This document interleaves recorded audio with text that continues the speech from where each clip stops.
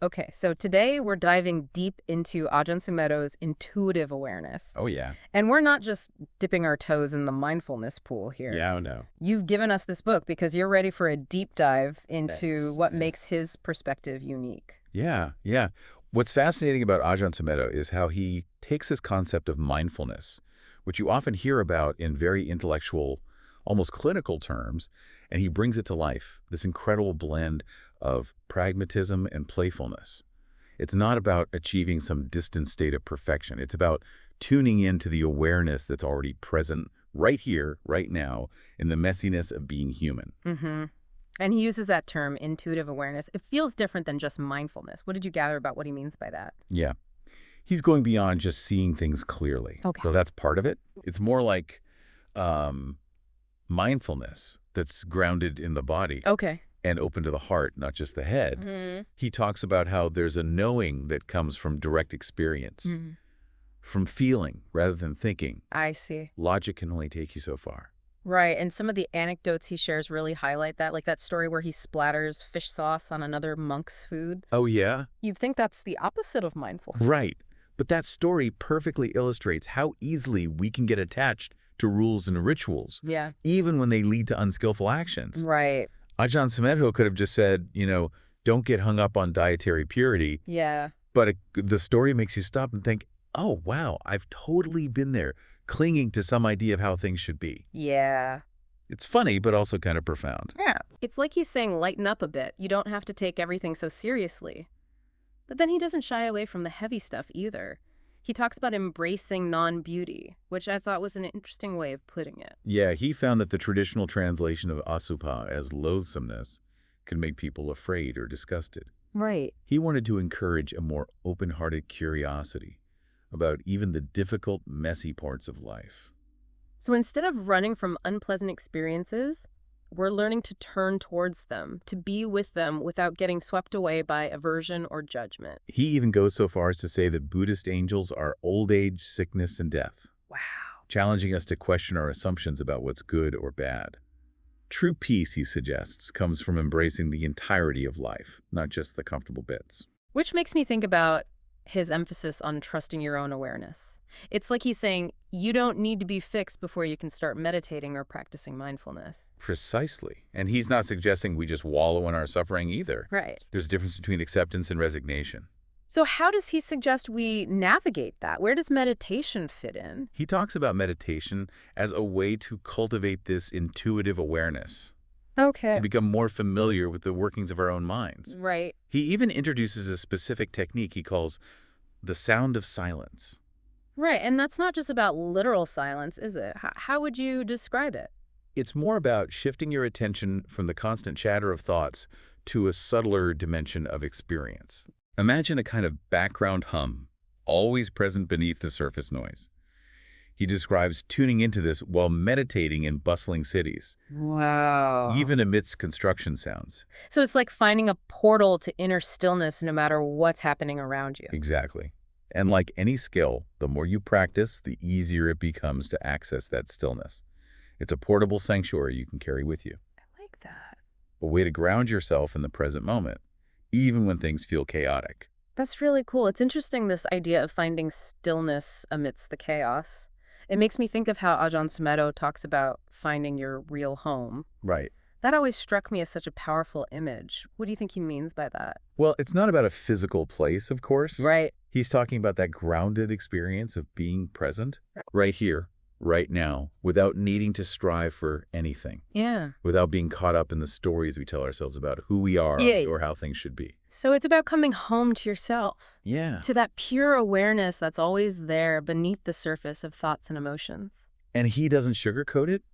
He's honest about how challenging it can be to stay in that place of peace, especially when life throws curveballs our way. Yeah. Remember how he talks about that intense anger he used to feel towards what he called bossy women? He could have easily left that out. Right. But he shares it to show us that even experienced practitioners face these challenges. Yeah, that's what I appreciate about his teaching, the honesty and the humility. He doesn't present himself as some kind of enlightened being who's above it all. Exactly.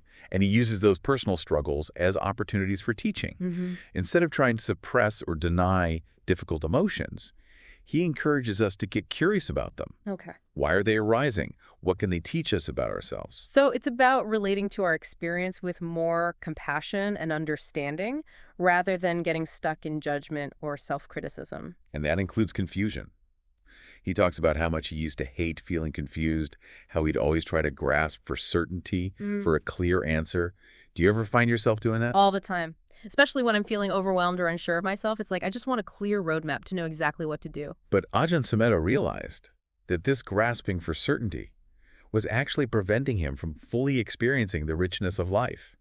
Sometimes the most fertile ground for growth is right there in the unknown, in that space of not knowing.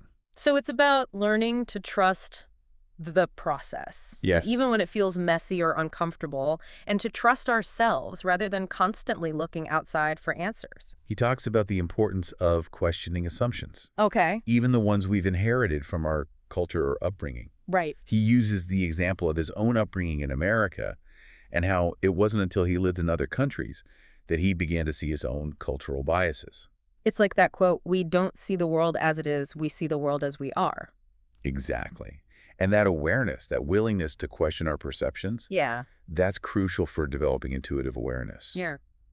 Ajahn Sumedho really emphasized simplifying your life to help with this. He found that focusing on what truly matters, what he called the four requisites, clothing, food, medicine, shelter, allowed for a clearer perspective on what's really important. It's like he's saying, let go of the excess baggage, both material and mental, and you'll have more space to connect with what truly matters. He saw the monastic form as a model for this kind of simplicity. Okay. Not that everyone needs to become a monk or nun, but that we could all benefit from applying principles of mindfulness, discipline, and non-attachment in our own lives. So instead of getting caught up in the pursuit of more, we can find contentment and even joy in the simple things in the present moment. It's about cultivating a sense of inner richness rather than seeking fulfillment in external circumstances. Which brings us back to that idea of acceptance. Okay. It's not about passive resignation, is it? It's not about just giving up and saying, well, this is just how things are. There's nothing I can do about it. Right. Ajahn Sumedho is clear that acceptance is not about becoming complacent Okay. or giving up on trying to make things better. Yeah. It's about creating a foundation of peace and stability Right. from which we can then engage with the world in a more skillful and compassionate way. So it's about recognizing what we can and can't control. Yeah. Accepting what is, while also recognizing our own agency, our own ability to choose how we respond to challenges. He talks about this in the context of practicing with difficult emotions. Instead of trying to make them go away, he suggests sitting with them, observing them with curiosity. He even suggests an exercise where you deliberately think, I am an unenlightened person. Yeah. Now, why on earth would we want to do that? It's a way to bring awareness to those limiting beliefs we hold about ourselves. Okay. Without getting caught up in them. He encourages you to notice the gaps before and after the I, to see that the awareness itself is not limited by those thoughts. So it's like we're stepping back from the content of our thoughts and creating some space to observe them without getting totally absorbed. Exactly. He talks about how in that space, Okay. in that separation between the observer and the observed, Right. you can start to get a glimpse of your true nature, Okay. which is pure awareness, not limited by those self-perceptions. It's fascinating, though, right? How easy it is to forget that, to lose ourselves in the stories we tell ourselves. It makes me think about something else he said that really struck me. His idea that the next moment is as unknown for a fully enlightened being as it is for anyone else. Wow. Yeah. That's such a powerful reminder, isn't it? It is. We tend to think of enlightenment as this fixed state of perfection, Right. where you have it all figured out. Yeah. But Ajahn Sumedho is saying no. Yeah. It's about being present to the mystery of each unfolding moment, just like everyone else. It brings to mind his point about how our true home isn't a destination, Right. but rather this grounded awareness that's always accessible, right here, right now, which, when you think about it, is incredibly freeing. It means we don't have to wait for some future moment to be at peace. And that's why he emphasizes the importance of practice. Right. Not to get somewhere else, but to deepen this awareness. Okay. to become more familiar with our own minds and to learn how to respond to life's challenges with more skillfulness and compassion. He even talks about how to integrate mindfulness into everyday activities, Yeah. like washing dishes or driving a car. He wasn't suggesting we walk around in some kind of meditative trance all day, was he? No, he was very practical about it. Mm. He said you could use something like the sound of silence as an anchor Okay. to bring you back to the present moment, no matter what you're doing. Yeah. He talked about being caught in traffic and using that as an opportunity to practice patience, to observe those feelings of frustration without letting them take over. It's like he's saying, look, enlightenment isn't something that happens in some far-off monastery. Right. It's happening right here, right now, in the midst of your messy, ordinary life. He'd probably say especially in the midst of the messiness. Right? That's where the real practice is. He actually tells a story about visiting Wat Pa Pong after Ajahn Chah had become ill. Right. Remember that one? Right.